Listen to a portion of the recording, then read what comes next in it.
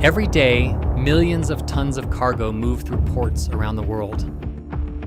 But in a place this large, moving this fast, the exceptions don't wait to be found. Most of it goes exactly as planned. Most of it. Control, this is Ops. Can you do a quick check of the dockyard? On it. Before the drone lifts off, the operator checks the AIS dashboard.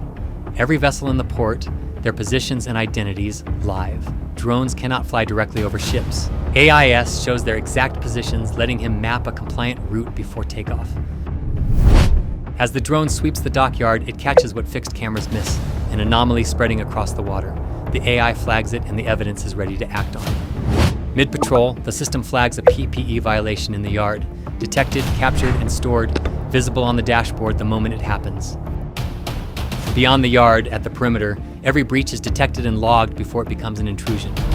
Buoys that guide and hold every vessel in port, inspected for damage and displacement before they fail at the worst possible moment.